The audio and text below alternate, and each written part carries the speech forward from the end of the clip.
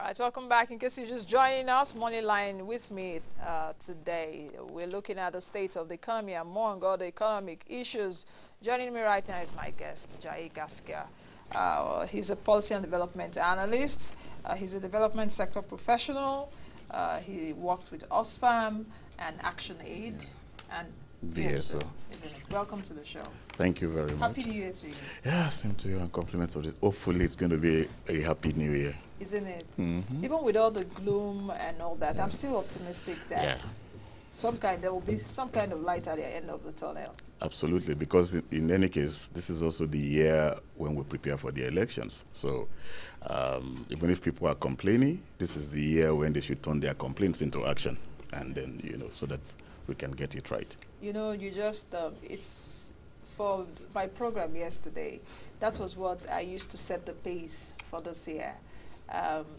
I delved into the socio-economic, socio-political economic side, telling our views that 2018 is a very crucial year, a pre-election year, that we need to do more. Like what you said, we need not just complain. If we say we are not happy with the kind of leadership we're having right now, it's also our responsibility to effect the kind of leadership we should have. And, get the kind of conversations we should be getting. That was how I started the year yesterday, and I think it's vibrated with a lot of people, which will continue. I'll continue to watch the landscape. But in as much as everything happening right now, there will still be some kind of light at the end of the tunnel. Absolutely. I believe that. I believe that absolutely. Where should that light at the end of the tunnel start from? Because we need to build. Yeah, we need to build towards it. Yes, we need to put bricks to make a full wall.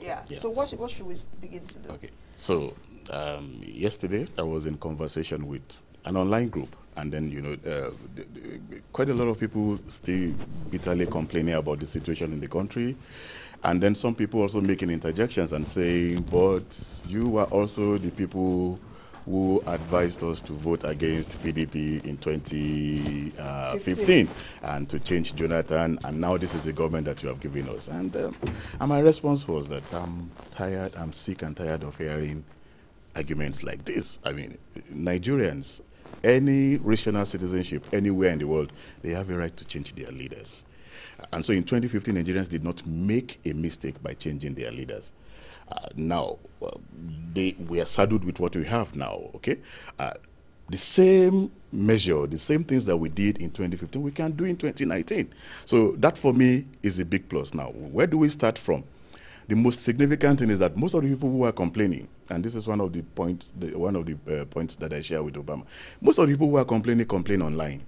They complain when they come to appear on programs like this. They complain on the street. They complain when they are on the fuel queue or the rest of that. How many Nigerians have bothered to get registered? How many Nigerians have their voter's card? If you look at, if you do an analysis of the way we've been voting, in 2015, which is the most that we can say, the most reflective of reality because of card reader and the rest of that, we had 58 million people on the voters register. You had less than 28 million people voting entirely. That is less than 40%, just about 40% turnout. And then this is 58 million people from a population of, let's use the barest minimum, 116 million. In this population, we should be having a voting population of about 90 to 100 million. Liberia just went to the polls. A population of 4.7 million people. 2.1 million people were on the voters register. That's nearly half of the population. And if we are insisting that our population is a young population, then it means that we should have more people on the voters register. The 60 million youths that we have should take action, absolutely. Because if we don't do that, so you know what that means? It's not just that the person who won the election in 2015, for example, won just barely 52% of 30% turnout, but that when you look at it, 15 million persons who voted for him out of a population of 160 million is less than 10% of the population. So, I mean, we cannot continue this way if we want to see any changes. So, the first thing for me this year is that Thankfully, there is continuous voters registration exercise going on. Every Nigerian, if you feel aggrieved enough about our country, get out there. The first step you take towards changing the narrative is go out, get registered, get on the voters register, get your PVC, and then, now that you have all of that, then engage in the conversations.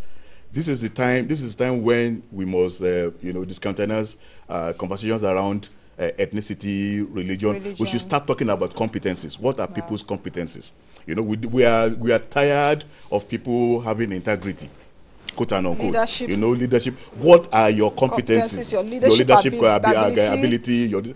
I said this going to 2015 that for instance, if you have a situation, why is it that of the political class, the recurring decimal is still that people are still talking about Atiku and Buhari?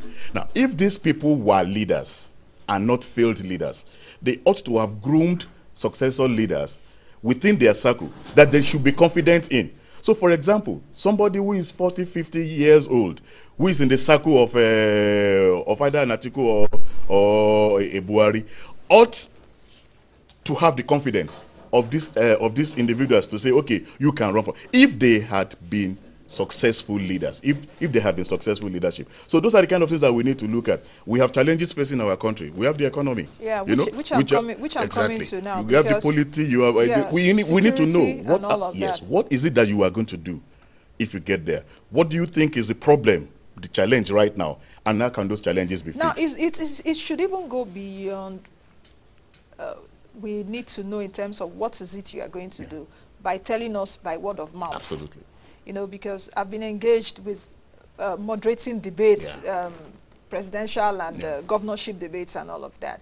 And I should think that it should go beyond, oh, I will do this, like President Buhari said prior to 2015. I'm going to give you jobs.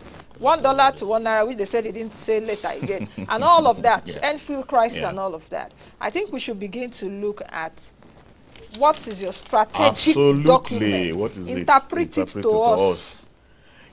I think that's the kind of conversation. I agree with you.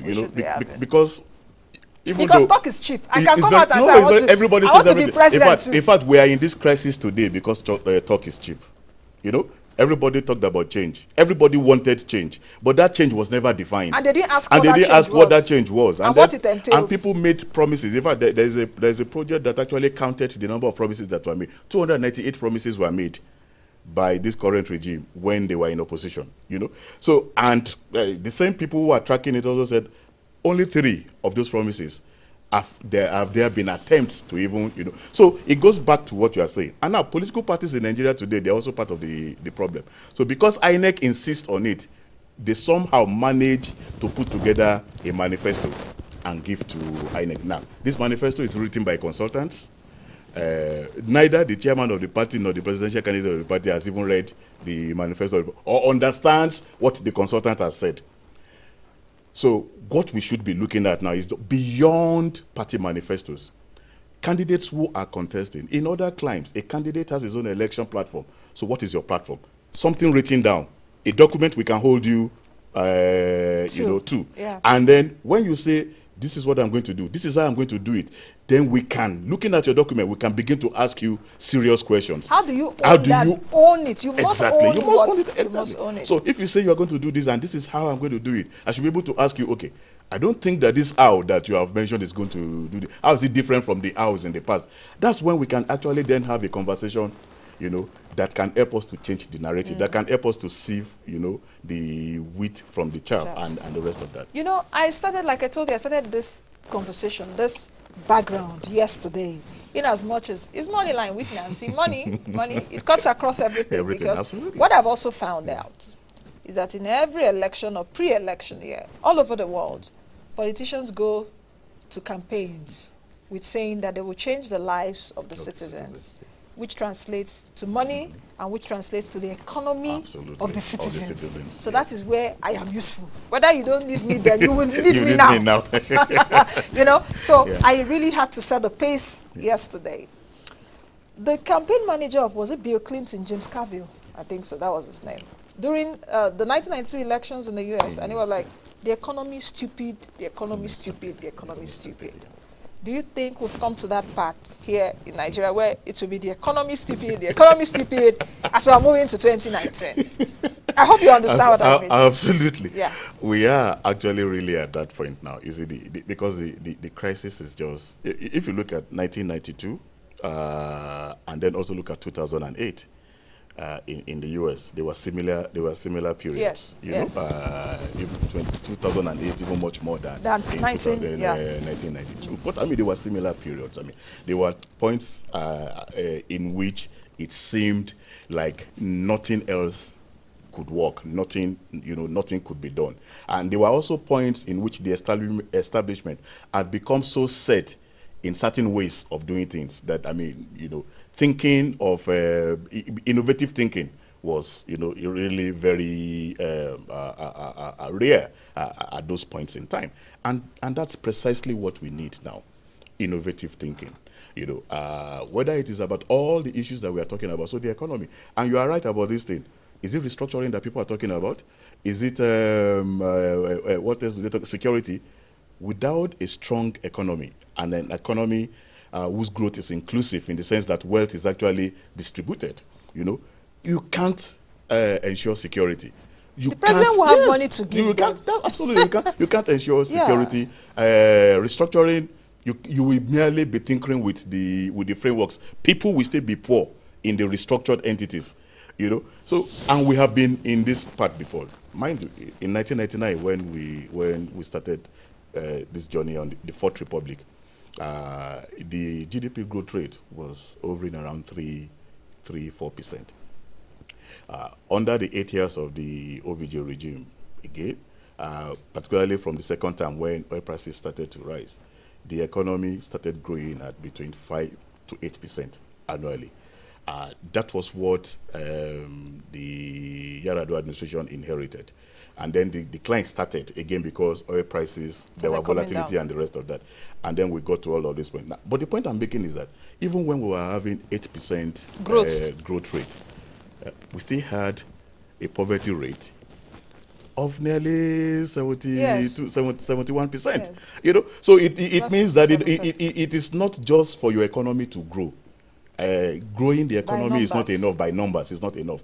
There has to be real changes, in the condition of living of citizens. Otherwise, you have the kind of crisis that you have now. You are going to have high GDP growth rate. You are going to have high wealth. The economy is going to be very wealthy. You're going to produce a few individuals who are going to be super rich, but you're going to produce millions who are going to be super poor, and then you are going to have, real high rates of crime. And if you have high rates of crime and all of the other tension and the rest of that, that's when it's only when people are poor in every sense, not just materially poor, intellectually poor and the rest of that, that your neighbor, simply because your neighbor passes in front of your window, becomes the source of a quarrel. If people were productively engaged, if people were productively engaged and they were realizing the minimum returns that they required, for all of these things, you wouldn't have a situation where your neighbor is not going to be your enemy. You understand? Because every Nigerian is an angry person. Absolutely. Now, and that's not good enough. The anger is good if we can turn it into action. But if we remain at the level of anger, it's not good for our society, because then we will turn the anger against one another rather than focusing it on what would help us to actually change and transform the situation. What would you say about the budget 2018 that is still at the National Assembly? The plenary is to resume on Tuesday next week. Next week, 16th. I'm being told the committee would be meeting from today. Yeah. There are a lot of work for the legislature right now.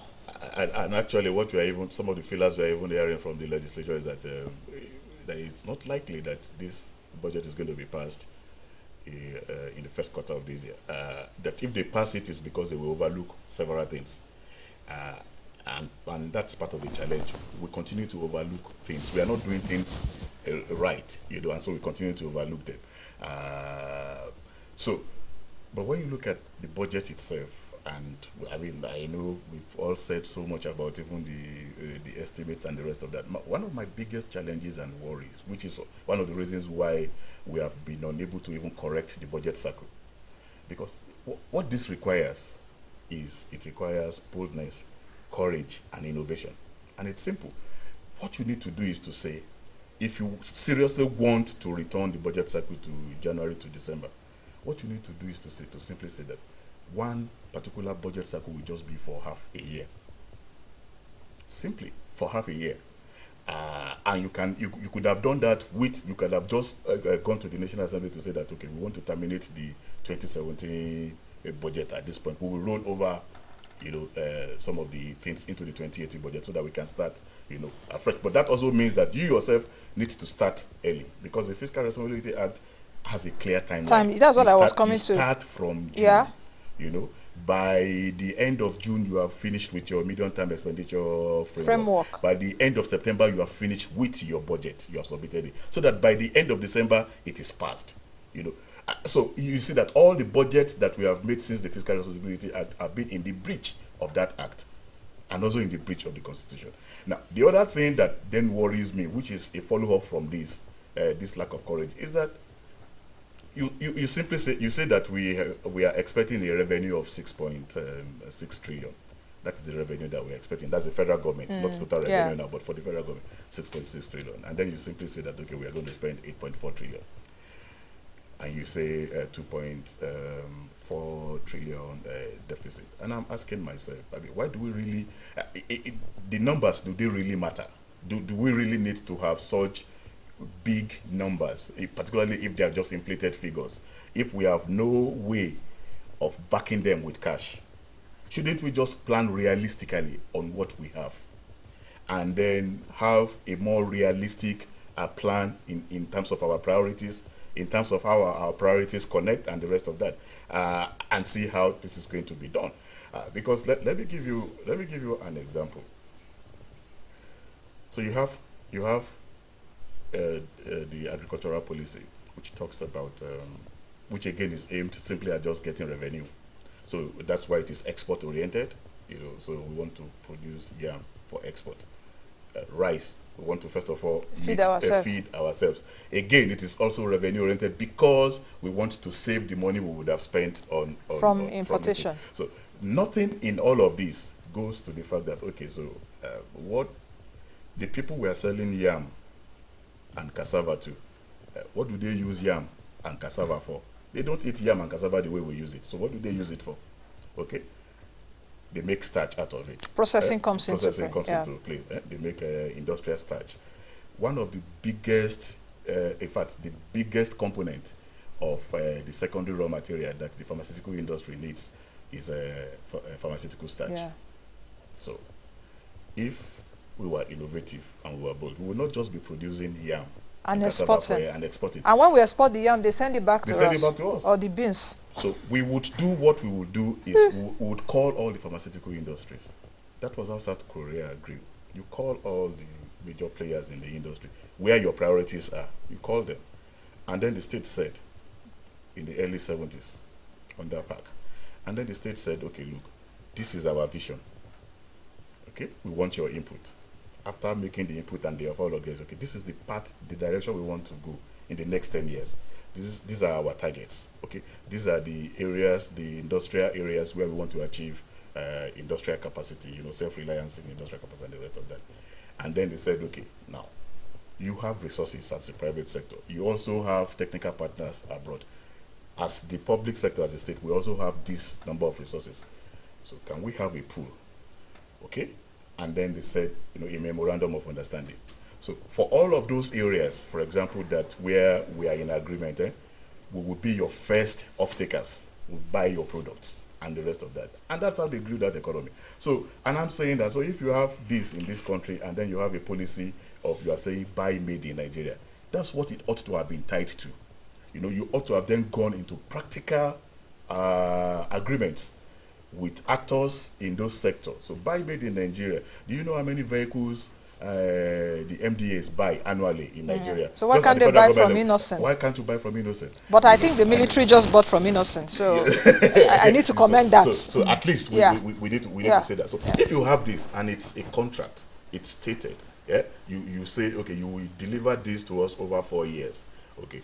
Then part of that contract is also that upholstery would also be done locally. That means, you are doing backward integration. Yes. So it's not just Innocent, for example, or Pujo, since they assemble here, that would benefit. It's also all of those other back layers, battery fitters and the rest of that will also, benefit. That's how you grow the economy and create jobs. And create jobs in real jobs. Yes, not fictitious, not this one they were telling me today. Not fictitious not jobs. the 40 million jobs I was looking for.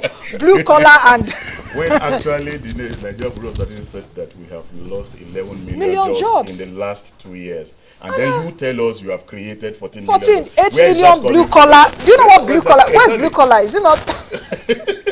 What does that mean? And I'm asking, I was like, it doesn't add up. It doesn't add up. It doesn't really add up. The past is a gimmick for 2019. It is.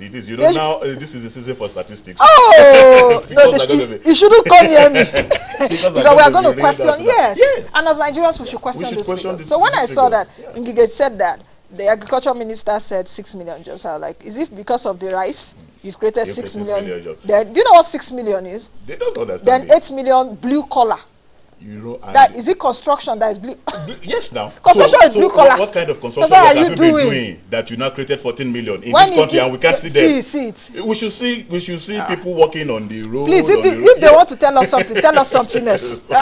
not things like that.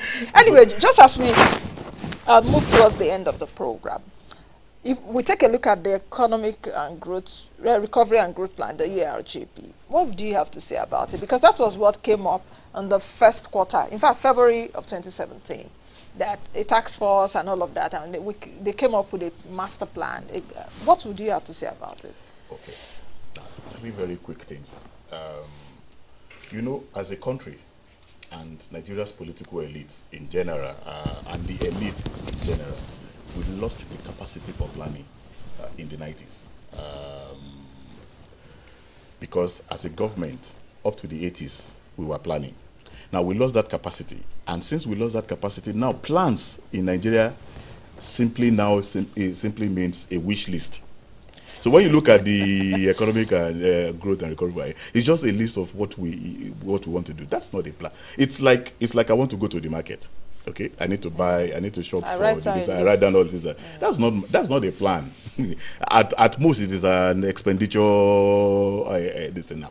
So that's one challenge with the economic recovery and growth plan. The second challenge is that it took that long to come, and then meanwhile, the plan itself does not include implementation strategies. The plan said that implementation strategies are going to be developed. Now, in the 2018 budget, now this government has put aside 458 million naira to hire Malaysian consultants to come and help them develop the foreign experts who were not the ones who developed the growth plan, and so who also do not understand the. So when you look at it, it's really a plan that is meant to fail. Because it's really not a plan in the real sense, of a plan. And I've said this. That's why I made the example when I was saying that. If you have an economic recovery and growth plan, all of your policies, should be integrated. They should be interlocking. One should be mutually reinforcing, the other.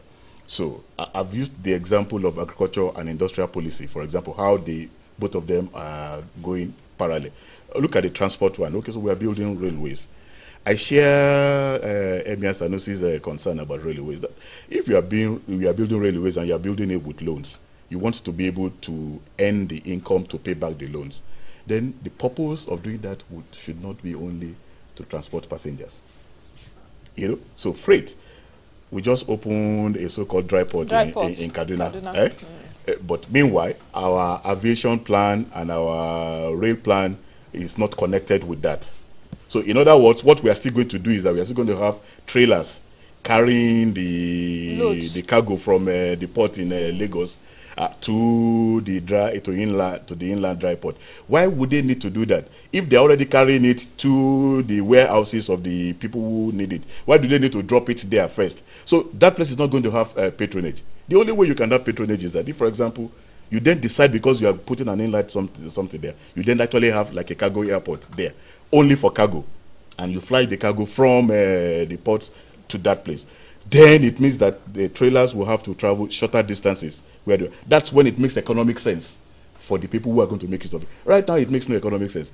It's one way again that all of our policies are not mutually reinforcing. They are disjointed. They are disjointed, and we cannot grow that way. If we grow, the growth will be accidental. It's not because it is planned. It is just because, even within the midst of chaos, you still have order.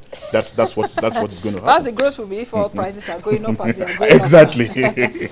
All right, let's just take a few comments. I have about 3 minutes to the end of the show. Comments are coming in. Okay, Omagbola says, laugh out loud. Blue-collar jobs. Indeed. Are those within the manufacturing and construction industry with lower wage. Maybe what the minister in Ngige was because contractors were mobilized back to sites, it automatically translated to millions of jobs. I don't stop laughing. Okay, let's take other comments are coming through. This is Dele Jack Solomon, and still coming up. Let's see. Okay, Nigeria might experience fake economy boom as a result, money to be spent by politicians in view of the electionary year, because from the third quarter of this year, there'll be more money in circulation from election campaigns. Absolutely. But where would they get the money to spend? Are they hoarding it now? Yes, they are. You'll be surprised at the amount of resources that are not actually declared into the Federation account. I mean, so you ask yourself, for example, the Paris Club refund. Is money that the states actually, that is owed to the states? It is true. But ask yourself, 1 trillion naira, where did the federal government get it to pay it back? And it's not reflected in any of our, it's not as if it was not in the 2017 budget as part of the revenue we're expecting. So it means that there are hand incomes that are not being declared, that are being kept. So these politicians are hoarding money? Oh, yes. Oh, I want to know where those monies are. Okay, this is coming, this is on another topic. The one for says, I'll be blunt, there's a strong feeling nationwide that there's a conspiracy of silence over headsmen, and that government is backing them up. Just one quick. Let's end on that note, because the president has ordered the IGP. In fact, like I said during my intro, that a lot of people told me yesterday that I was smoking fire and brimstone. Fire was coming out of my head. But I'm glad that at least after that, the president took action and ordered the IGP. But I said that is also beyond ordering the IGP, because there are other hotbeds. And there should be a total holistic. Absolutely. That is why he has defense, air force, army. I don't know what. So very quickly. Very quickly, the biggest challenge we face with security, and which gives room for the fact that people suspect that there is government collusion, is that we have all of these agencies, but there is no coordination. If there is effective deployment of the resources that we have, if they are deployed, to aid one another, not to be in competition with one another, would have more effective results. And as far as the headsmen are concerned, if you can have Operation Python dance and Operation Crocodile dance, you should be able to have an Operation Lion Art or something like that against the headsmen. I mean, because right now, we have allowed it to fester. You actually need a military response right now. You need the police to secure the communities, but you need the military to deal with the harmed people. That's what we need right now. I think we'll leave it at that, and let me hold my fire till tomorrow. Till tomorrow. Another day. God's willing. So many thanks for coming. Thank you. On the show. My pleasure. Thank you. I wish you a prosperous new year.